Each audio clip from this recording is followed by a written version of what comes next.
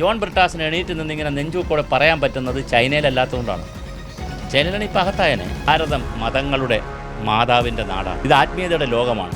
ഈ കുംഭമേളയിൽ വിശ്വസിക്കാത്തവർ ഒരു വിഭാഗം ആളുകളാണല്ലോ, അവർ ഭാരതത്തിലില്ലെന്ന് വിചാരിക്കുക.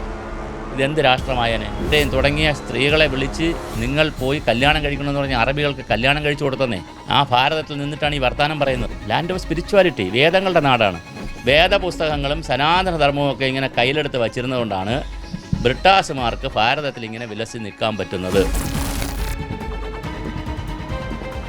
നമസ്കാരം. ഇന്ന് മറുനാടനൊപ്പം ഉള്ളത് സ്പിരിച്വൽ സയൻറ്റിസ്റ്റായ ഡോക്ടർ വി സുഭാഷ് ചന്ദ്രബോസാണ്. കഴിഞ്ഞ ദിവസം ജോൺ ബ്രിട്ടാസ് നടത്തിയ പരാമർശമാണ് സോഷ്യൽ മീഡിയയിലടക്കം ഇപ്പോൾ ചർച്ചാ വിഷയമായിക്കൊണ്ടിരിക്കുന്നത്. അതായത് ചൈന ഏൽ തിരമാലകൾ സൃഷ്ടിക്കുമ്പോൾ ഇവിടെ കുംഭമേളയിൽ മുങ്ങിക്കുളിക്കുന്നു എന്നാണ്. ഇതിനെങ്ങനെ നോക്കിക്കാണുന്നു? നമസ്കാരം. അപ്പോൾ ആദ്യമായി നമ്മുടെ ജോൺ ബ്രിട്ടാസ് അവർകൾ, അദ്ദേഹം എൻ്റെയും കൂടെ എം പിയാണ്. രാജ്യസഭ എം പി ആകുമ്പോൾ എൻ്റെയും കൂടെ എം പിയാണ്. ലോക്സഭയാണെങ്കിൽ ഒരു മണ്ഡലമാണ്, രാജ്യസഭ എൻ്റെയും കൂടെ എം പിക്ക് വലിയൊരു വന്ദനം. താങ്കൾ ഭാരതത്തിലാണോ ലോകത്ത് എവിടെയാണ് ജീവിക്കുന്നത് എനിക്ക് അറിയാഞ്ഞിട്ടാണ്. ഭാരതം എന്ന് പറയുന്നത് 1893 സെപ്റ്റംബർ 11 ഒരു ലോകമത സമ്മേളനം ചിക്കാഗോയിൽ നടന്നു. ആ സമ്മേളനത്തിൽ വെച്ച് സ്വാമി വിവേകാനന്ദൻ്റെ വളരെ മനോഹരമായൊരു ചരിത്രപ്രസിദ്ധമായ പ്രസംഗമുണ്ട്. അതിൽ അദ്ദേഹം പറയുന്നുണ്ട്, ആദ്യത്തെ സെൻറ്റൻസ് തന്നെ my dear sisters and brothers എന്നാണ് വിളിക്കുന്നത്. എന്നിട്ട് അദ്ദേഹം പറയുന്നുണ്ട്, അതിനുശേഷം അദ്ദേഹം പറയുന്നു, അപ്പോൾ എല്ലാവരും എണീറ്റൊന്ന് കൈയടിച്ച് വലിയൊരു സംഭവം മാറി, അവിടുത്തെ ചിത്രം മാറി. പിന്നെ അദ്ദേഹം പറയുന്നുണ്ട്, ഭാരതം മതങ്ങളുടെ മാതാവിൻ്റെ നാടാണ്. ഇത് ആത്മീയതയുടെ ലോകമാണ്. ഞാനിവിടെ വരാൻ പറ്റിയത്, നിങ്ങളോട് സംസാരിക്കാൻ പറ്റിയത് എനിക്ക് ആത്മീയത കിട്ടിയതുകൊണ്ടാണ്. അപ്പോൾ അങ്ങനെയുള്ള വേദങ്ങളുടെയും ഉപനിഷത്തുകളുടെയും പുരാണങ്ങളുടെയും ക്ഷേത്രങ്ങളുടെയും ഒക്കെ നാടായ ഭാരതത്തിൽ ഇപ്പോൾ കേരളം എടുത്തു നോക്കൂ, അല്ലെങ്കിൽ ബംഗാൾ എടുത്തു നോക്കൂ. ബംഗാളിലെ ദുർഗാപൂജ എന്നൊക്കെ പറഞ്ഞാൽ എന്തൊരു സംഭവമാണ് അവിടെ. ത്രിപുര എടുക്കൂ. ഞാൻ ഈ സ്ഥലങ്ങൾ പറയുന്ന കമ്മ്യൂണിസ്റ്റ് പാർട്ടിക്കാർ നിരന്തരം ഭരിച്ചിരുന്ന സ്ഥലങ്ങളാണ്. ഇനി കേരളം എടുക്കൂ, സമ്പൂർണ്ണ സാക്ഷരത, യുക്തിവാദം, പുരോഗമന രാസായുധ സംഘം തുടങ്ങി ഇവിടെ ഇല്ലാത്ത വല്ലതും ഉണ്ടോ? പക്ഷേ അതുപോലെ തന്നെ മുക്കിന് അമ്പലങ്ങളുമുണ്ട്. ഇതായിപ്പോൾ ഞാൻ സംസാരിക്കുന്ന മാസം, നമ്മളിപ്പോൾ സംസാരിക്കുന്ന മാസം നിങ്ങൾ എത്ര അമ്പലങ്ങൾ കടന്നാൽ ഇങ്ങോട്ട് എല്ലായിടത്തും ഉത്സവമാണ്. നിങ്ങൾ ആലോചിച്ച് നോക്കൂ. പള്ളികൾ ഇപ്പോൾ പാളയത്ത് നിന്ന് തിരുവനന്തപുരം പാളയത്ത് നിന്ന് കഴിഞ്ഞാൽ ഗണപതി കോവിൽ, മുസ്ലിം പള്ളി, ക്രിസ്ത്യൻ പള്ളി. ഇത് ആത്മീയതയുടെ നാടാണ് ഇവിടെ. ഒന്നാമത്തെ കാര്യം. രണ്ടാമത്തെ കാര്യം, ജോൺ ബ്രിട്ടാസിന് എണീറ്റ് നിന്നിങ്ങനെ നെഞ്ചൂക്കോടെ പറയാൻ പറ്റുന്നത് ചൈനയിലല്ലാത്തതുകൊണ്ടാണ്. ചൈനയിലാണ് ഇപ്പോൾ അകത്തായനെ. ടിയാൻമെൻ സ്ക്വയറിൽ കുറേ കുട്ടികൾ സ്വാതന്ത്ര്യത്തിന് സമരം ചെയ്തു. എന്താ സംഭവിച്ചത്? അവിടെ കോവിഡ് നടന്നു. ലോകത്തിന് ആർക്കെങ്കിലും വല്ല വിവരവും കിട്ടിയോ? അവിടെ വല്ല പത്രപ്രവർത്തനം ഉണ്ടോ? അദ്ദേഹം പത്രപ്രവർത്തനം കൂടിയല്ലേ പഴയ. എന്തെങ്കിലും ഉണ്ടോ അവിടെ ചൈനയിൽ? അപ്പോൾ വളരെ സ്വാതന്ത്ര്യം ജനാധിപത്യത്വമൊക്കെ അനുവദിച്ചിരിക്കുന്നത് ഇവിടെ സനാതനധർമ്മത്തിലും കുംഭമേളയിലും വിശ്വസിക്കുന്ന കുറേ ജനങ്ങൾ കൂടി ഉള്ളത് കൊണ്ടാണ്. ഞാൻ ജാതി മതമൊന്നും പറയുന്നില്ല, അല്ലാതെ ഒന്ന് ചിന്തിച്ച് നോക്കുക. ഈ കുംഭമേളയിൽ വിശ്വസിക്കാത്തവർ ഒരു വിഭാഗം ആളുകളാണല്ലോ, അവർ ഭാരതത്തിലില്ലെന്ന് വിചാരിക്കുക. ഇതെന്ത് രാഷ്ട്രമായനെ? ഒരു മതരാഷ്ട്രമാവുമായിരുന്നു. ഇങ്ങനെ പറയാമോ എന്ന് എനിക്കറിയില്ല, എന്നാലും ഞാൻ പറയണം, കുറച്ചുകൂടി വിശാലമായി പറയണം. ലോകത്തിലെ സകല ആളുകളെയും ഇവിടെ സ്വീകരിച്ച്, അപ്പോൾ പറയാം എല്ലാവരും, ഇപ്പോൾ ചിലവർ വാദം ഇപ്പോൾ വരുന്നുണ്ട് എല്ലാ സോഷ്യൽ മീഡിയ, നിങ്ങളും അങ്ങനെ പറയണ്ട, സനാതനക്കാരൊന്നും അങ്ങനെ പറയണ്ട, നിങ്ങളും ആഫ്രിക്കയിൽ നിന്ന്. അതെ തന്നെ, ആഫ്രിക്കയിൽ നിന്ന് വന്നെങ്കിൽ ആദ്യം വന്നവരാണല്ലോ. ആദ്യം വന്നവർ പിന്നെ വന്നവരെ തല്ലിക്കൂടാന്നൊന്നുമില്ലല്ലോ. പിന്നെ വന്നവർക്ക് ചാൻസ് കൊടുക്കണമെന്നുണ്ടോ? അപ്പോൾ ആദ്യം വന്നവരാണ്, അവർ വേദം ഉണ്ടാക്കി, സനാതനധർമ്മം ഉണ്ടാക്കി, ഇവിടെ കുറേ കാര്യങ്ങൾ ചെയ്തു. രണ്ടാമത് വന്നവരെ എന്ത് ചെയ്തു?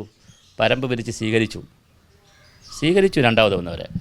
ഇവിടെ നമ്മുടെ കൊടുങ്ങല്ലൂരിൽ ചേരമൻ പള്ളിയിൽ പള്ളിക്ക് സ്ഥലം കൊടുത്തതും പള്ളി പണിയാൻ, അത് മുസ്ലിം പള്ളിയാണ്, പള്ളിക്ക് പണിയാനുള്ള തടി കൊടുത്തതും ആഭരണങ്ങൾ ഉപകരണങ്ങളെല്ലാം കൊടുത്തത് ഹിന്ദു ക്ഷേത്രം പണിയാൻ വച്ചിരുന്നതാണ്. അതിനുശേഷം വേറെയും കൊടുത്തു, അത് പോട്ടെ, അത് തടി എന്നൊക്കെ പറയാം, വേറെയും കൊടുത്തു. ആ അറബികളായി വന്ന ആളുകൾ രാജാവിനെ കണ്ടിട്ട് പറഞ്ഞു, ഞങ്ങൾക്ക് കല്യാണം കഴിച്ചുകൊണ്ടുവരാൻ ഭാര്യമാരെ കിട്ടിയിട്ടില്ല, ഇവിടെ നിന്ന് കുറച്ച് ഹിന്ദു സ്ത്രീകളെ തരുമോ? രാജാവ് രാജസദസ്സ് വിളിച്ച് ഹിന്ദുക്കളായ ബ്രാഹ്മണനെയും മുസ്ലിം നായരെയും ഈഴവരെയും തുടങ്ങിയ സ്ത്രീകളെ വിളിച്ച് നിങ്ങൾ പോയി കല്യാണം കഴിക്കണമെന്ന് പറഞ്ഞാൽ അറബികൾക്ക് കല്യാണം കഴിച്ചു കൊടുത്തന്നേ. ആ ഭാരതത്തിൽ നിന്നിട്ടാണ് ഈ വർത്തമാനം പറയുന്നത്. അപ്പോൾ അതുകൊണ്ട് കുംഭമേളയുടെ നാടാണിത്. 144 വർഷങ്ങൾക്ക് ശേഷമാണ് ഇവിടെ കുംഭമേള നടക്കുന്നത്. ഇങ്ങനത്തെ കുംഭമേള അങ്ങനെ നടക്കുന്നത് ഇനി 144 വർഷം കഴിയണം. 12 വർഷത്തിലും 24 വർഷത്തിലും ഒരിക്കലും നടക്കും. പക്ഷേ ഇത് നടക്കും, മഹാകുംഭമേള 144 വർഷത്തിൽ ഒരിക്കലും നടക്കത്തുള്ളൂ. ഇനി വേറെ കാര്യം പറയാം. 2000 വർഷം പോറലേറ്റ സമൂഹമാണ് നമ്മൾ ഭാരതം. 2000 വർഷമാണ്, 1-2 വർഷമല്ല. വിദേശാക്രമണം 700 വർഷം ഒരു വിഭാഗക്കാർ, ഞാൻ ആരും പറയുന്നില്ല. എത്രയോ അമ്പലങ്ങൾ പൊളിച്ചു, പള്ളികൾ പൊളിച്ചു, എല്ലാം അങ്ങോട്ടും ഇങ്ങോട്ടൊക്കെ പൊളിച്ചു.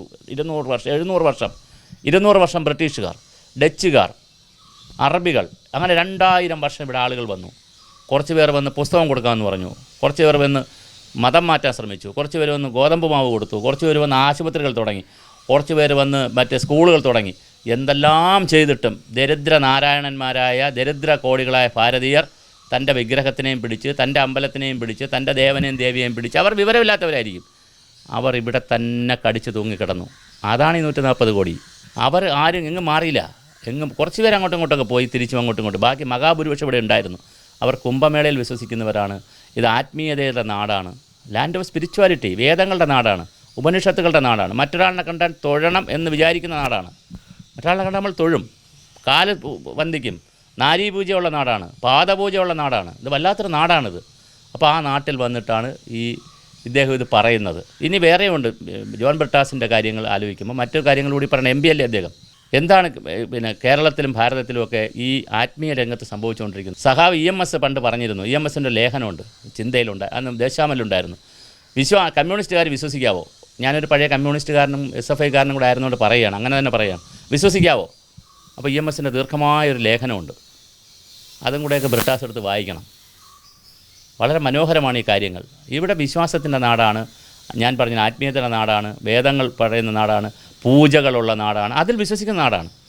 ജോൺ ബ്രിട്ടാസ് ഉൾപ്പെടെ ദൈവമാണെന്ന് വിശ്വസിക്കുന്നവരാണ് എല്ലാവരും. സകലതും ഈശ്വരനാണ്. ഈശ്വരൻ എന്ന് പറഞ്ഞാൽ നാശമില്ലാത്തതാണ്. നാശമില്ലാത്ത എന്താണ്? അങ്ങനെ പോവും. ഈശ്വരൻ എന്ന് പറഞ്ഞാൽ ദൈവം അങ്ങനെയല്ല പോകണം, അങ്ങനെ കണക്ട് ചെയ്ത് പോകും. ഇത് ദൈവം എന്ന് പറഞ്ഞാൽ ദ്യോതിപ്പിക്കുന്നത്, നമ്മളെ ദ്യോതിപ്പിക്കുന്നത്, ചിന്തിപ്പിക്കുന്നത്. അങ്ങനെ വിഷയം ഇങ്ങനെ ഫിലോസഫിക്കലായിട്ട് പോയിക്കൊണ്ടിരിക്കും. അങ്ങനെ പറയുന്ന ഒരു നാട്ടിൽ 144 വർഷങ്ങളിൽ ഒരു പ്രാവശ്യം ലോകത്തിലെ എല്ലാ രാജ്യങ്ങളിൽ നിന്നും 19 കോടി ആളുകൾ വന്ന് അവരുടെ ഒരു ആത്മീയമായ ഒരു കാര്യം ചെയ്യുമ്പോൾ അതിനെ ഇങ്ങനെ ഇത്ര വികലമായി കൊച്ചുകുട്ടികൾ 4ാം ക്ലാസ്സിലെ പിള്ളേർ പറയും പോലെ പറയാൻ പാടില്ല. അദ്ദേഹം MP ആണ് എല്ലാവരുടെയും, ആസ്തികൻ്റെയും നാസ്തികൻ്റെയും യുക്തിവാദിയുടെയും ഭൗതികവാദിയുടെയും ഭക്തിവാദിയുടെയും എല്ലാവരുടെയും കൂടെ MP ആണ് അദ്ദേഹം. ഇനി ഒരു ചോദ്യം കൂടെ ചോദിക്കട്ടെ. അങ്ങനെയൊക്കെ ചോദിക്കാമെന്ന് അറിഞ്ഞില്ല, എന്നാലും ചോദിക്കാതിരിക്കാൻ പറ്റത്തില്ല, മറ്റൊരു സന്ദർഭം ഇല്ലാത്തതുകൊണ്ട്. അടുത്ത വർഷം പോപ്പ് വരുമെന്നാണ് പറയുന്നത്. ഇവിടെ നമ്മുടെ രാജ്യം കാത്തിരിക്കുകയാണ് പോപ്പ് വരാനായിട്ട്. പോപ്പ് വരുമ്പോൾ എത്ര കോടി രൂപയായിരിക്കും? ഒരുപക്ഷെ അമേരിക്കൻ പ്രസിഡന്റ് ഡൊണാൾഡ് ട്രംപിന് ഇന്ത്യയിൽ വന്നാൽ കൊടുക്കുന്നതിനേക്കാൾ സുരക്ഷിതത്വം നമ്മൾ കൊടുക്കുകയും വേണം. അദ്ദേഹം ലോകത്തിൻ്റെ ആത്മീയ നേതാവാണ്, ആത്മീയ ആചാര്യനാണ്, കൊടുക്കണം. അപ്പോൾ നമ്മൾ കൊടുക്കും. അവരും ഒരുപാട് പരിപാടികൾ നോക്കിയിട്ടേ വരത്തുള്ളൂ. അത് കഴിഞ്ഞാലോ ഇവിടെ എത്ര കോടി രൂപയായിരിക്കും നമ്മൾ സുരക്ഷിതത്വത്തിന് വേണ്ടി ചിലവാക്കേണ്ടി വരിക? എത്ര ലക്ഷം ആളുകളായിരിക്കും പോപ്പിനെ കാണാൻ പോകുന്നത്? എല്ലാ പള്ളികളിലും പ്രാർത്ഥന നടക്കത്തില്ലേ? സ്പെഷ്യൽ പൂജകൾ നടക്കത്തില്ലേ? എത്ര കോടി രൂപയായിരിക്കും ഭാരതീയർ പോപ്പിൻ്റെ ഇന്ത്യ സന്ദർശനവുമായി ബന്ധപ്പെടുത്തി ചിലവാക്കാൻ പോകുന്നത് വരികയാണെങ്കിൽ? അപ്പോൾ ഈ ജോൺ ബ്രിട്ടാസ് അവിടെ നിന്നിട്ട് വല്ല വർത്തമാനം പറയൂ? ഒരു വർത്തമാനം പറയാൻ പറ്റത്തില്ല. മെക്കയിൽ, മെദീനയിൽ എത്ര ലക്ഷങ്ങളാണ് പോകുന്നത്. ഇത് തിരിച്ചറിയാത്ത ആളാണോ? അപ്പോൾ ഇതൊന്നും തിരിച്ചറിയാതെ എണീറ്റ് നിന്ന് വർത്തമാനം പറയും. ഞാൻ വീണ്ടും പറയുകയാണ്, ജോൺ ബ്രിട്ടാസിൻ്റെ എൻ്റെയും നമ്മളുടെ എല്ലാവരുടെയും അപ്പൂപ്പന്മാർ വേദപുസ്തകങ്ങളും സനാതനധർമ്മവും ഒക്കെ ഇങ്ങനെ കയ്യിലെടുത്ത് വച്ചിരുന്നതുകൊണ്ടാണ് ബ്രിട്ടാസുമാർക്ക് ഭാരതത്തിൽ ഇങ്ങനെ വിലസി നിൽക്കാൻ പറ്റുന്നത്. അല്ലെങ്കിൽ ബ്രിട്ടാസ് ഇവിടെ നിൽക്കാൻ പറ്റില്ല. അതുകൊണ്ട് എനിക്ക് മറ്റൊരു കാര്യം പറയാനുണ്ട്. ഇപ്പം നിങ്ങളുടെയൊക്കെ ഈ പ്രവർത്തനങ്ങളുടെയൊക്കെ നല്ല ഫലങ്ങൾ കൊണ്ട് ഇങ്ങനെയൊക്കെ നിങ്ങൾ പറയുന്നതുകൊണ്ടുള്ള ഗുണമെന്തെന്ന് വെച്ചാൽ, കേരളത്തിൽ, ഇന്ത്യ വിട്ടോളൂ, കേരളത്തിലെ മക്കളുകളെല്ലാം വിദേശത്ത് പോയിട്ട് തിരിച്ചു വരുന്നില്ല. ബ്രിട്ടാസ് ജിക്ക് ഇവിടെ പോകാം. ഞാൻ നല്ല സ്ഥലം പറഞ്ഞുതരാം. ഫിൻലാൻഡ്, അങ്ങനെ കുറച്ച് സ്കാൻഡിനേവിയൻ രാജ്യങ്ങളുണ്ട്. അവിടെ ഒന്നും ഈ പറയുന്ന വിശ്വാസമില്ല, മറ്റൊരു കാര്യമില്ല, ഭൗതികമായ ജീവിതമേ ഉള്ളൂ, ദൈവം പോലും ഉണ്ടെന്ന് വിശ്വസിക്കുന്നവരല്ലവർ. സുഖമായി ബ്രിട്ടാസ് ജിക്ക് കഴിയാം. ഒരു വിവാദത്തിൻ്റെ തർക്കത്തിൻ്റെ ആവശ്യമില്ല. ഇതിനു വേണ്ടി സമയം കളയേണ്ട കാര്യമില്ല.